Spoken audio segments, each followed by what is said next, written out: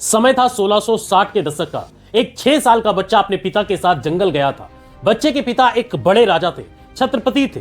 कोई अनहोनी ना हो इसके लिए ढेर सारे सैनिक उनके साथ थे। तभी अचानक से एक खूंखार जंगली शेर उनके सामने आ गया। तुरंत महाराजा और उनके सैनिकों की शमशीर म्यान से बाहर निकल आई। माहौल में अचानक गर्मी बढ़ गई, तनाव बढ़ गया था। शेर इनकी तरफ देख रहा था और सबकी निगाहें शेर की तरफ थी, तलवारों की भी। ताज्जुब की बात यह थी कि शेर देखकर भी उस 6 साल के बच्चे के कदम 1 इंच भी पीछे नहीं हटे। इस 6 साल के बच्चे ने अपने पिता से कहा, पिताजी डरने की कोई जरूरत नहीं, ये शेर भी हमारी तरह ही जंगल का राजा है। पिताजी मन ही मन बच्चे की निडरता और लीडरशिप को देखकर दंग भी थे और खुश भी। जब ये बच्चा 8 साल का हुआ तब इसके गुरु ने पूछा, युद्ध में जीतने के लिए सबसे जरूरी चीज क्या होती है? बच्चे ने जवाब दिया, रणनीति और अनुशासन। केवल शक्ति से युद्ध नहीं जीते जाते। एक 8 साल का बच्चा इतनी गहराई से कैसे सोच सकता है? आपको क्या लगता है इस विलक्षण बालक का भविष्य कैसा होना चाहिए था? राजपाट सुख सुविधाओं से भरा हुआ? जानते हैं कि जब यह बच्चा बड़ा होकर 32 साल का हुआ तो इसके साथ क्या हुआ। 32 साल की उम्र में इनके नाखून उखाड़ दिए गए थे, जीभ काट दी गई थी और लोहे की गर्म सलाखों से आंखें फोड़ दी गई थी। कहा जाता है कि इनके शरीर के टुकड़े टुकड़े करके नदी में बहा दिया गया था। जानते हैं इनके पिताजी का नाम क्या था? इनके पिताजी थे मराठा साम्राज्य की नींव रखने वाले, मराठाओं की आन बान शान, परमवीर सूरवीर छत्रपति शिवाजी महाराज। और ये 32 साल के योद्धा जो इतनी यातनाएं सह रहे थे, ये थे छत्रपति संभाजी महाराज उर्फ छावा। अगर आप सोचते हैं कि वीरता का दूसरा नाम क्या हो सकता है तो जवाब होगा छत्रपति संभाजी महाराज। इतिहास में कई वीर योद्धा हुए, लेकिन कुछ ही ऐसे हुए जिनका साहस, बुद्धिमानी और बलिदान आने वाली पीढ़ियों के लिए प्रेरणा बन गए। दोस्तों, आज का ये एपिसोड बहुत ही डेडिकेटेड है छत्रपति संभाजी महाराज को। आज के एपिसोड में हम जानेंगे। इससे पहले भी हमने संभाजी महाराज के ऊपर 2 वीडियो बनाए थे, इसमें हमने उनके कुछ कार्यों के बारे में बताया है, लेकिन इसमें संपूर्ण जानकारी आपको देने वाले हैं। संभाजी महाराज आखिर कौन थे? कैसे इन्होंने मुगलों को अपने जीते जी नाको चने चबवा दिए थे? कैसे इन्होंने पुर्तगालियों और सिंधियों से लोहा लिया था? किसने इनको धोखा दिया था? कैसे औरंगजेब की हिरासत में आ गए थे? और कैसे ये इतने बड़े वीर योद्धा बन गए? और कैसे इनका बलिदान अमर हो गया? क्या आपको पता है कि पुरंदर का किला कहां है? पुरंदर का किला महाराष्ट्र के पुणे जिले में पड़ता है। यह एक पहाड़ पर बनाया गया है और पश्चिमी घाट में समुद्र तल से 1374 मीटर की ऊंचाई पर स्थित है। यह पुणे से 50 किलोमीटर दक्षिण पूर्व में स्थित है। यह किला 14वीं शताब्दी में बीजापुर और अहमदनगर सल्तनत के राजाओं के अधीन हुआ करता था। 1596 ईस्वी में अहमदनगर सल्तनत के बहादुर शाह ने छत्रपति शिवाजी महाराज के दादा मालोजी राजे भोसले को पुणे और सूपा का क्षेत्र प्रदान किया था और पुरंदर किला इस क्षेत्र में शामिल था। बाद में 1656 ईस्वी में छत्रपति शिवाजी महाराज ने इस किले पर अपना अधिकार कर लिया था। हम पुरंदर के किले की बात इसलिए कर रहे हैं क्योंकि संभाजी महाराज का जन्म इसी किले में 14 मई 1657 ईस्वी को हुआ था।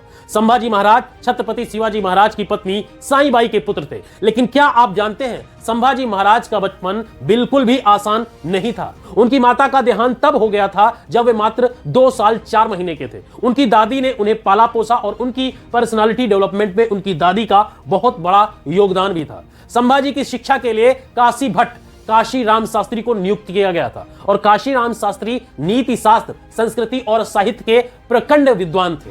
आपको बता दें कि संभाजी महाराज भी एक बहुत ही अनोखे विद्यार्थी थे। जितनी उनकी उम्र नहीं थी उससे ज्यादा तो उन्होंने भाषाएं सीख ली थी। कम उम्र में ही इन्हें हिंदी, संस्कृति, मराठी, फारसी और कुछ यूरोपीय भाषाएं भी आने लगी थी। और तो और जिस उम्र में बच्चे शास्त्र पढ़ते समझते हैं उस उम्र में इन्होंने शास्त्रों की रचना कर दी थी। 13-14 साल की ही उम्र में संभाजी महाराज ने बुद्ध भूषणम की रचना की, जो कि संस्कृत में लिखी गई थी। बुद्ध भूषणम में संभाजी ने एक राजा के लिए क्या करें और क्या न करें के बारे में लिखा है और सैन्य रणनीति पर चर्चा की है। 3 अन्य पुस्तकें नायिका भेद, 7 शतक और नख शिखा हिंदुस्तानी भाषा में लिखी गई थी। लेकिन इनकी शिक्षा केवल शास्त्रों तक ही सीमित नहीं थी। इन्हें युद्ध नीति, कूटनीति और प्रशासन के भी दांव पेच आते थे। यानी संभाजी शास्त्र और शस्त्र के अद्भुत संयोजक थे और होना भी चाहिए। हालांकि इनके बचपन में ही एक बड़ी घटना हो गई थी और यह घटना थी औरंगजेब की धोखाधड़ी। एक समय ऐसा आया जब मुगल बादशाह औरंगजेब छत्रपति शिवाजी महाराज की की बढ़ती शक्ति से इतना डर गया था कि उसने शिवाजी को हराने के लिए 12,000 सैनिकों की सेना को जंग के लिए उतार दिया था। इस सेना की कमान जयसिंह के हाथों में थी। यह युद्ध कहलाया पुरंदर का युद्ध, जो 1665 में लड़ा गया था। जयसिंह ने हर संभव तरीके से छत्रपति शिवाजी महाराज को हराने की ठान ली थी। उसने शिवाजी को महाराज के समर्थकों को अलग थलग करने की योजना बनाई ताकि उनकी शक्ति कम हो जाए। इसके लिए जयसिंह ने कुछ मराठा सरदारों को अपने साथ मिला लिया था। इसके बाद उसने पुरंदर के किले की घेराबंदी कर दी थी। 1665 में छत्रपति शिवाजी महाराज एक संधि के लिए राजी हो गए। यह कहलाई पुरंदर की संधि। इस संधि के अनुसार मराठों को 36 किलो में से 23 मुगलों को सौंपने पड़े और भारी धनराशि भी देनी पड़ी। संधि की दूसरी शर्त यह थी कि अब छत्रपति शिवाजी महाराज को मुगलों की अभियानों में उनकी मदद करनी होगी। इसके अलावा एक शर्त यह भी थी कि संभाजी को मुगल सेना की ओर से लड़ना होगा और उन्हें 5,000 का मनसबदार बनाया गया था। इसके अतिरिक्त जो है छत्रपति शिवाजी महाराज को औरंगजेब से आगरा में मिलने के लिए बुलाया गया था। वे संभाजी को साथ लेकर आगरा गए। यह 1666 की बात है। जब छत्रपति शिवाजी महाराज आगरा में मुगल सम्राट से मिलने पहुंचे तो औरंगजेब ने उनका अपमान कर दिया, जिससे शिवाजी नाराज होकर दरबार से बाहर आ गए। ये बात औरंगजेब को नागवार गुजरी और उसने छत्रपति शिवाजी महाराज व संभाजी को बंदी बना लिया। लेकिन इनकी हिम्मत देखिए, इस स्थिति में भी ये घबराए नहीं बल्कि बाहर निकलने की योजना बनाने लगे। एक दिन अपने ही बनाए गए प्लान के तहत दोनों मुगलों को चकमा देकर भाग निकले। वे आगरा से सीधे पुणे की ओर जाने के बजाय उत्तर में मथुरा पहुंचे। अब पूरे मुगल साम्राज्य में हड़कंप मच गया था कि छत्रपति शिवाजी महाराज अपने पुत्र के साथ भाग गए हैं और जगह जगह उनकी खोजबीन शुरू कर दी गई। पकड़े जाने से बचने के लिए दोनों ने अपना हुलिया बदल लिया। पिता पुत्र की जोड़ी देखकर कोई पकड़ न ले, इसलिए संभाजी को मथुरा में कृष्णाजी पंत के पास छोड़ दिया गया, जबकि छत्रपति शिवाजी महाराज साधु का वेश धारण कर काशी के लिए निकल पड़े। सोचिए, इस समय संभाजी केवल 9 साल के थे। वे घोड़े पर बैठकर काशी प्रयागराज होते हुए राजगढ़ पहुंचे। उन्होंने केवल 28 दिनों में लगभग 2200 किलोमीटर की यात्रा तय की थी। खैर, इसके बाद छत्रपति शिवाजी महाराज ने कुछ ही महीनों में अपने कई किले मुगलों से वापस जीत लिए और वर्षों तक औरंगजेब के लिए सिरदर्द बने रहे। छत्रपति शिवाजी महाराज औरंगजेब के लिए वो बाधा थे जिसके कारण वो दक्षिण में अपने साम्राज्य का विस्तार नहीं कर पा रहा था। लेकिन 1680 में एक ऐसी घटना हुई जिसके बाद औरंगजेब ने अपनी राजधानी छोड़कर हमेशा के लिए दक्षिण भारत जीतने का अभियान छेड़ दिया। यह घटना थी छत्रपति शिवाजी महाराज का स्वर्गवास होना। अब सत्ता की गलियों में सवाल उठने लगा कि शिवाजी महाराज के बाद मराठा साम्राज्य आखिर कौन संभालेगा। एक और थे संभाजी तो दूसरी ओर थे शिवाजी महाराज के छोटे पुत्र और संभाजी के सौतेले भाई राजाराम। दरबारियों का एक गुट संभाजी को समर्थन दे रहा था, जबकि दूसरा गुट राजाराम को मराठा साम्राज्य की कमान सौंपना चाहता था। क्या आपको पता है कि जब शिवाजी महाराज का निधन हुआ तब संभाजी पनहाला किले में कैद थे। कई जगह उल्लेख मिलता है कि शिवाजी महाराज ने संभाजी को उनकी अनुशासनहीनता के कारण पनहाला किले में नजरबंद करवा दिया गया था। ये कई सारी जो अलग अलग किताबों में जिनका वर्णन दिया गया है उसके हिसाब से हम आपको बता रहे हैं। बहरहाल, जब मराठा सिंहासन खाली हो गया तो संभाजी की सौतेली मां सोयराबाई ने मराठा मंत्रियों और दरबारियों से समर्थन मांगा ताकि वो अपने 10 वर्षीय बेटे राजाराम को अगला छत्रपति बना सके। 13 अप्रैल 1680 को छत्रपति शिवाजी महाराज का स्वर्गवास हुआ और 21 अप्रैल 1680 को राजाराम को मराठा सिंहासन पर बैठा दिया गया था।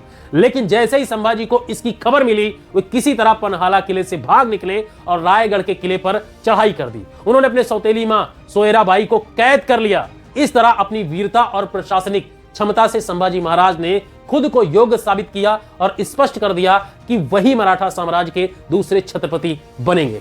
अंततः 20 जुलाई 1680 को संभाजी महाराज मराठा सिंहासन पर विराजमान हो गए। लेकिन ये वो समय था जब सिंहासन कांटों से भरा हुआ था। विशेष रूप से शिवाजी महाराज के निधन के बाद अब मराठा साम्राज्य के लिए कठिन समय शुरू होने वाला था और संभाजी के लिए भी यह समय काफी ज्यादा कठिन होने वाला था। अब दक्षिण की ओर बढ़ रहा था क्रूरता की मिसाल आलमगीर और औरंगजेब।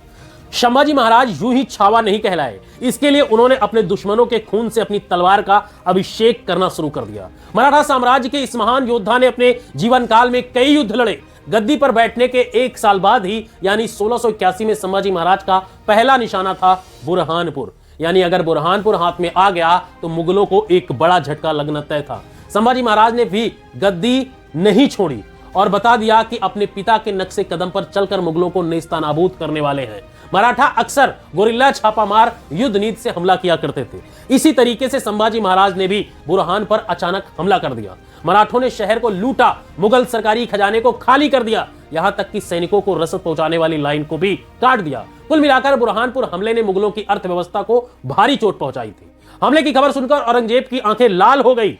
अब उसे समझ आ गया था कि छत्रपति शिवाजी महाराज की मृत्यु के बाद मराठा शक्ति को कुचलने का यही सही समय है। औरंगजेब पहले से ही दक्कन के सुल्तानों यानी बीजापुर और गोलकुंडा को जीतने की योजना बना रहा था और मराठों से तो पहले से ही बहुत ज्यादा परेशान था। मराठों की गनीमी कावा यानी गोरिल्ला युद्ध नीति से मुगल सुल्तनत को बहुत नुकसान हो रहा था। मराठों को कुचलना उसके लिए जरूरी हो गया था। लगभग इसी समय औरंगजेब के पुत्र मोहम्मद अकबर ने भी बगावत कर दी थी और संभाजी महाराज के पास मदद मांगने चला आया था। औरंगजेब ने अपने बड़े भाइयों यानी दारा शिकोह, शाह सुजा और मुराद बख्श को हराकर मुगल सल्तनत की सत्ता हासिल की थी। औरंगजेब को ताज खोने का डर इतना ज्यादा था कि उसने अपने बेटों को भी हमेशा संदेह की नजर से देखा। मोहम्मद अकबर को औरंगजेब ने दक्कन में मराठों के खिलाफ युद्ध का नेतृत्व करने भेजा था, लेकिन बाप बेटे के बीच सोच में काफी अंतर था जो समय के साथ बढ़ता गया। मोहम्मद अकबर को यह पसंद नहीं था कि औरंगजेब अपनी कट्टर धार्मिक नीतियों को और कठोरता से हिंदुस्तान की जनता पर लागू करे और मराठों के खिलाफ एक अंतहीन युद्ध करता रहे। हालांकि उसकी खुद की महत्वाकांक्षा भी थी कि वह औरंगजेब को हराकर मुगल सल्तनत का बादशाह बने। वहीं मोहम्मद अकबर के रूप में एक राजनीतिक लाभ संभाजी महाराज को भी दिख रहा था। छत्रपति संभाजी महाराज को उम्मीद थी कि मोहम्मद अकबर के साथ मिलकर मुगल साम्राज्य को अंदर से खोखला कर देंगे। मोहम्मद अकबर के पास मुगल सेना का अनुभव था और संसाधन थे जो मराठों को फायदा पहुंचा सकते थे। इसके अलावा अगर मोहम्मद अकबर के हाथों में मुगलिया सल्तनत की बागडोर रहती तो मराठों के साथ समझौता हो सकता था, जिससे दक्कन में मुगल दबाव कम हो जाता। ये सब कारण थे जिनके चलते मोहम्मद अकबर ने संभाजी महाराज के साथ गठबंधन करने का फैसला किया और संभाजी महाराज ने उसे शरण भी दे दी थी। अब औरंगजेब के पास पर्याप्त कारण थे कि वो अपनी विशाल सेना और लाव लश्कर के साथ दक्षिण की तरफ बढ़े। उसको आना ही था और वो आया। 1683 में औरंगजेब अपनी राजधानी दिल्ली छोड़कर दक्कन की तरफ कूच कर गया। वो अपनी विशाल सेना और परिवार के साथ आगरा बुरहानपुर होते हुए औरंगाबाद पहुंचा और वहीं अपना डेरा जमाया। वो समय था जब मुगल मराठा संघर्ष अपने चरम पर था, लेकिन औरंगजेब को क्या पता था कि दक्षिण अभियान उसके जीवन की सबसे बड़ी गलती होने वाली है। एक ऐसी गलती जिसके कारण वो 25 साल दक्षिण में ही फंसा रह गया। एक ऐसी गलती जिसके कारण वो वापस आगरा नहीं जा पाया। एक ऐसी गलती जिसके कारण मुगल साम्राज्य कमजोर होकर अपनी मौत की तरफ बढ़ गया। औरंगजेब ये गलती इसलिए कर बैठा क्योंकि वो भूल गया था कि भले ही शेर नहीं रहा, लेकिन छावा अभी जंगल में घूम रहा है। दोस्तों, हमने अभी देखा कि मराठों ने बुरहानपुर पर हमला किया था। यह एक रणनीतिक हमला था जिसके मुगलों की अर्थव्यवस्था को बड़ा झटका देना था। इस हमले से मराठों को अपने आगे के अभियान के लिए धन की शक्ति भी मिली और मन की शक्ति भी मिली, जिससे वे आगे और ज्यादा आत्मविश्वास के साथ लड़ सके। इसके बाद 1682 में संभाजी महाराज ने कर्नाटक में आदिशाही सुल्तान के किलों पर आक्रमण किया और उन्हें हराया। इस युद्ध में उन्होंने मराठा सेना को दक्षिण की तरफ बढ़ने का मौका दिया और मुगल आदिल शाही की सम्मिलित शक्ति को काफी कमजोर कर डाला। मराठा जंगल में गोरिल्ला युद्ध नीति में सर्वश्रेष्ठ थे, लेकिन क्या आपको पता है कि मराठा समुद्र में भी एक बड़ी नौसेना शक्ति रखते थे? इसी समय पुर्तगाली भी एक समुद्री शक्ति थे और अरब सागर के व्यापार मार्ग को नियंत्रित कर रहे थे। संभाजी महाराज का पुर्तगालियों से लड़ना अचानक नहीं हुआ। पुर्तगाली गोवा में हिंदुओं का जबरन धर्म परिवर्तन करवा रहे थे। इससे स्थानीय हिंदू जनता और मराठों में गुस्सा भरा हुआ था। इसके अलावा पुर्तगालियों ने औरंगजेब से सहयोग कर लिया था और सिंधियों को भी मराठों के खिलाफ सहायता प्रदान कर दी थी। वे समुद्र पार व्यापार करने वाले मराठा जहाजों को लूटने लगे थे, जिससे मराठाओं में काफी नुकसान हुआ था और मराठा नौसेना को चुनौती मिल रही थी। संभाजी महाराज समझ गए थे कि पुर्तगालियों को सबक सिखाना ही पड़ेगा। फिर 1683 में संभाजी महाराज ने विशाल मराठा सेना और नौसेना के साथ पुर्तगाली ठिकानों पर हमला कर दिया। मराठों ने बेसिन, सॉलसेट और अन्य क्षेत्रों पर धावा बोला और कई किलों को कब्जे में ले लिया। तभी पुर्तगाली गवर्नर अल्वारो दा सिल्वेरा ने मदद के लिए दूसरे यूरोपीय शक्तियों जैसे कि ब्रिटिश और डच नौसेना से गुहार लगाई। पुर्तगालियों ने औरंगजेब से भी मदद मांगी, जिसके बाद मुगल सेना मराठों के खिलाफ आगे बढ़ी। इस बीच मराठा सेना को रसद और अन्य सैन्य आवश्यकताओं की कमी होने लगी। स्थिति बिगड़ने पर मराठाओं को गोवा से पीछे हटना पड़ा। हालांकि इस युद्ध में मराठे पूरी तरह से गोवा पर कब्जा नहीं कर पाए, लेकिन उन्होंने पुर्तगालियों को भारी नुकसान नुकसान जरूर पहुंचाया और दुनिया को दिखा दिया कि मराठा सिर्फ जंगलों के शेर ही नहीं बल्कि पानी के भी मगरमच्छ हैं, जो यूरोप की समुद्री ताकतों से टकरा भी सकते हैं और उन्हें तबाह भी कर सकते हैं। पुर्तगालियों को नुकसान पहुंचाने के बाद संभाजी महाराज ने जंजीरा के सिंधियों की तरह अपनी तलवार घुमाई। जंजीरा के सिंधियों की कहानी भी काफी कुछ अलग पुर्तगालियों की तरह ही है। सिंधी मूल रूप से अफ्रीकी थे, जिन्हें हबशी कहा जाता था। ये लोग भारत में अरब व्यापारियों के जरिए आए और बाद में गुलामों के रूप में लाए गए। समय के साथ धीरे धीरे सिद्धी अलग अलग राजाओं की सेनाओं में भर्ती किए जाने लगे और अपनी वफादारी और क्षमताओं के लिए प्रसिद्ध हो गए। बाद में जंजीरा पर इन्हीं सिंधियों का राज हुआ। जंजीरा किला महाराष्ट्र के पश्चिमी तट पर स्थित है, एक समुद्री किला हुआ करता था। इसे जल दुर्ग कहा जाता था। यह चारों तरफ से अरब सागर से घिरा हुआ था, इसलिए इसे फतेह कर पाना लगभग असंभव था। यह किला रणनीतिक रूप से बहुत ही महत्व रखता था और एक मजबूत नौसेना केंद्र था। खास बात यह थी कि पुर्तगालियों और अंग्रेजों और मुगलों की समुद्री व्यापार मार्ग के पास से पड़ता था। औरंगजेब ने मराठों को घेरने के लिए जंजीरा के सिंधियों के साथ हाथ मिलाया ताकि मराठों की नौसेना कमजोर हो जाए। यह गठबंधन मराठों के लिए परेशानी का कारण बना। इसीलिए 1683 में संभाजी महाराज ने सिद्धियों की शक्ति को खत्म करने के लिए जंजीरा का एक बड़ा सैन्य अभियान छेड़ दिया। मराठों ने जंजीरा को चारों तरफ से घेर लिया और सिद्धियों की नौसेना पर हमला कर दिया। युद्ध लंबा खिंच गया। इस बीच सिद्धियों को पुर्तगालियों और मुगलों से मदद मिल रही थी। मराठों ने कई नई रणनीति अपनाई, लेकिन सिद्धियों की मजबूत किलेबंदी वो पार नहीं कर सके। बहरहाल एक तरफ मराठे सिद्धियों को घेर रहे थे तो दूसरी तरफ संभाजी महाराज ने 1684 में रामनगर महाराष्ट्र में मुगलों की विशाल सेना को मात दे दी थी। इसके बाद फिर से वाई महाराष्ट्र में 1687 में एक और बड़ी मुगल सेना टुकड़ी को उन्होंने परास्त कर दिया था। मराठों का विजय रथ रुक नहीं रहा था। मुगलों की जड़ों को काटने में संभाजी महाराज लगे हुए थे, लेकिन उन्हें क्या पता था कि उनके अपने ही उनसे दगाबाजी कर देंगे और उन्हें नरक की यातनाएं सहनी पड़ेंगी। 1687 में वाई की लड़ाई में एक बेहद खास मराठा कमांडर हमीर राव मोहिते वीरगति को प्राप्त हो गए थे। इसके कारण मराठा सेना में आत्मविश्वास की कमी आ गई थी। इसलिए संभाजी महाराज अपने आगे की लड़ाई की रणनीति को मजबूत करने के लिए संगमेश्वर आए थे। यहाँ उनके साथ उनके भरोसेमंद कवि कलश भी थे। संगमेश्वर रणनीतिक दृष्टि से महत्वपूर्ण था क्योंकि ये एक छिपा हुआ और सुरक्षित इलाका था। इसीलिए यहाँ संभाजी महाराज ने लगभग 200 लोगों के साथ अपना काफिला रोका, लेकिन उन्हें क्या पता था कि मराठा दरबार में मौजूद गद्दार उनसे दगाबाजी और विश्वासघात कर देंगे। मराठा साम्राज्य के दरबार में गोपीनाथ पंत, बुंदेले और हरिपंत ने मुगलों के साथ साठगांठ कर ली थी। एक और दगाबाज था गणोजी शिर्के, जो उनके पत्नी का ही भाई था। इन लोगों ने मुगल सेनापति मुकर्रम खान को यह बता दिया था कि संभाजी महाराज संगमेश्वर में मौजूद हैं और उनके साथ सुरक्षा की बहुत कमी है। मुकर्रम खान एक गुप्त रास्ते से 5000 सैनिकों की फौज के साथ वहां पहुंच गया।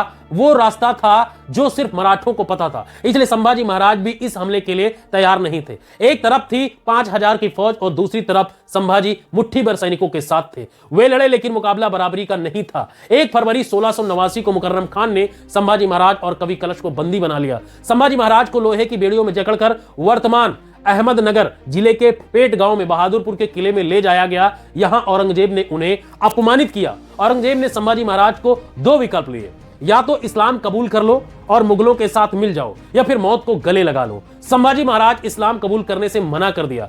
औरंगजेब ने भी नरक वाली यातनाएं देने का आदेश दे दिया। ऐसा कहा जाता है कि संभाजी महाराज को लगातार 40 दिनों तक यातनाएं दी गई। उनके नाखून उखाड़ दिए गए थे, उनकी जीभ काट दी गई थी, उनकी चमड़ी उधेड़ दी गई थी, उनकी आंखों में गर्म सलाखें डाल दी गई थी ताकि वे झुक जाएं। लेकिन ये छावा था, छावा यानी कि शेर का बच्चा। उसने दुश्मनों के आगे झुकना नहीं सीखा। हर यातना को हंसते हंसते उसने सह लिया था। जब औरंगजेब ने देखा कि यातनाएं देकर भी संभाजी को झुकाया नहीं जा सकता, तो उसने 11 मार्च 1689 को संभाजी महाराज की हत्या कर दी। लेकिन औरंगजेब ये भूल गया था कि संभाजी महाराज सिर्फ एक व्यक्ति नहीं बल्कि एक विचारधारा थे, जिसे मिटाना असंभव था। और इस विचारधारा ने कुछ ही सालों में मुगल सल्तनत को खोखला करके तबाह कर दिया। संभाजी की मौत के बाद मराठा नेतृत्व राजा राम महाराजा यानी संभाजी के सौतेले भाई के हाथ में आया। उन्होंने अपनी राजधानी रायगढ़ छोड़ दी और तमिलनाडु के जिंजी के किले में लड़ाई जारी रखी। औरंगजेब ने जिंजी के किले को भी घेर लिया। यह घेराबंदी 1690 से 1698 तक यानी कि लगभग 8 साल तक चली। 1698 में राजा राम यहां से निकल गए और मुगलों ने किला जीत लिया, लेकिन औरंगजेब को इस जीत की बहुत बड़ी कीमत चुकानी पड़ी। इस समय तक लगभग पूरा दक्कन औरंगजेब के कदमों में था, लेकिन वो इसे नियंत्रित नहीं कर पाया। औरंगजेब ने दक्षिण में भी जजिया कर लगाना शुरू कर दिया और हिंदू मंदिरों को बर्बाद करना जारी रखा।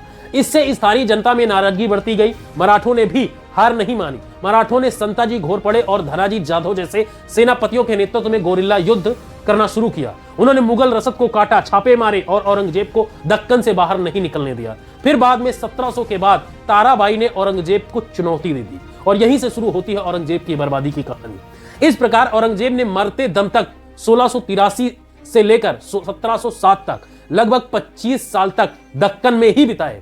इस लंबे युद्धों ने मुगल खजाने को खाली कर दिया। औरंगजेब की सेना में असंतोष बढ़ने लगा और इससे उत्तर भारत के स्थानीय सामंतों ने विद्रोह शुरू कर दिया। इससे साम्राज्य की नींव हिल गई और औरंगजेब के बाद मुगल साम्राज्य कभी भी अपने पैरों पर खड़ा नहीं हो पाया। छत्रपति शिवाजी महाराज के जाने के बाद मुगलों को लगा कि अब मराठा उनके कदमों के नीचे होंगे, लेकिन मुगल शेर के बच्चे को भूल गए थे। औरंगजेब ने शेर छत्रपति शिवाजी महाराज के छावा संभाजी को कम आंक कर बड़ी गलती कर दी थी। संभाजी महाराज अपने युद्ध कौशल के लिए तो जाने ही गए, लेकिन वे प्रशासनिक रूप से भी बेहतर राजा थे। हालांकि संभाजी महाराज को छत्रपति शिवाजी महाराज द्वारा बनाई गई शासन व्यवस्था विरासत में मिली थी, लेकिन उन्होंने कोई भी बड़े बदलाव न करते हुए अपने पिता के अधिकांश नीतियों को जारी रखा। उनकी प्रशासनिक क्षमता और संवेदनशीलता का उदाहरण देखिए। संभाजी महाराज के शासनकाल के दौरान महाराष्ट्र में भयंकर सूखा पड़ा था। स्थिति को संभालने के लिए संभाजी महाराज को प्रशासनिक उपाय करने पड़े, जैसे कि किसानों को अनाज के बीज में टैक्स में छूट देकर खेती किसानी के लिए बैल और खेती औजार वगैरह उपलब्ध कराने पड़े थे। उस समय के दौर में संभाजी का साहित्य में भी योगदान रहा है और वे राज्य में सांस्कृतिक और धार्मिक गतिविधियों को बढ़ावा देने में हमेशा आगे रहते थे। संभाजी महाराज अपने पिता के नक्शे कदम पर चले और देशभक्त हिंदवी स्वराज के लिए अपनी जान दे दी। उन्होंने मुगल सम्राट औरंगजेब को जबरदस्त चुनौती दी थी और औरंगजेब का मराठों को जीतने का सपना अधूरा ही रह गया। तो ये पूरी कहानी थी जिसे हमें आपको सुनानी थी।